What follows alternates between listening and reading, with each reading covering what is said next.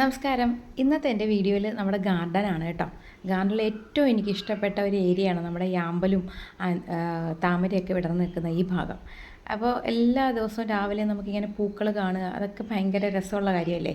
ഇതാ നിങ്ങൾ ഈ തൊടി കണ്ടില്ലേ, ഇതിനകത്ത് നിൽക്കുന്ന ഈ താമരയിൽ ഒരു മുട്ട് ഒക്കെയാണ് കഷ്ടിച്ച് വന്നുകൊണ്ടിരുന്നത്. പക്ഷേ ഞാനൊരു വളപ്രയോഗം ചെയ്തതോടുകൂടി എന്നും ഇപ്പോൾ ഒരു 3-4 മുട്ടില്ലാത്ത ദിവസങ്ങളില്ല. അപ്പോൾ ഇത് വിടർന്ന് നിൽക്കുമ്പോൾ തന്നെ ഒരു മനസ്സിന് സന്തോഷമാണ്.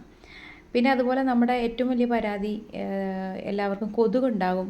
അപ്പോൾ അതാണ് വലിയ പ്രശ്നം. പക്ഷേ ഈ കൊതുക് ഉണ്ടാകാതിരിക്കാൻ ഏറ്റവും നല്ല മാർഗ്ഗം ഞാൻ നോക്കിയിട്ട് ഇതുപോലെ പായലിട്ട് കൊടുക്കുക. അതുപോലെ ഈ വാട്ടർ പ്ലാന്റ്സുകളൊക്കെ ഉണ്ടല്ലോ, അപ്പോൾ അതൊക്കെ ഇട്ട് കൊടുത്തു കഴിഞ്ഞാൽ നമ്മുടെ തൊടി അല്ലെങ്കിൽ നമ്മൾ ഉണ്ടാക്കുന്ന നമ്മുടെ അമ്പലിൻ്റെ ഒരു ഭംഗി കൂടുകയും അല്ലെങ്കിൽ താമരയുടെ ഒക്കെ ഭംഗി കൂടുകയും ചെയ്യും.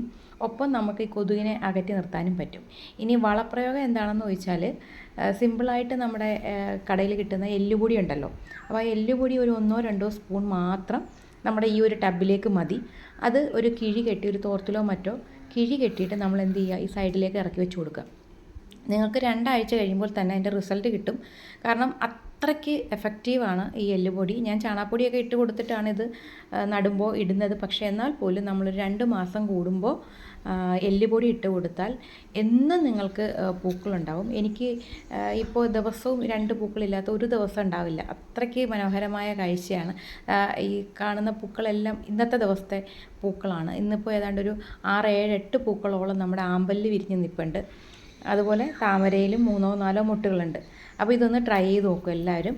റിസൾട്ട് കിട്ടുവാണെങ്കിൽ പറയണേ.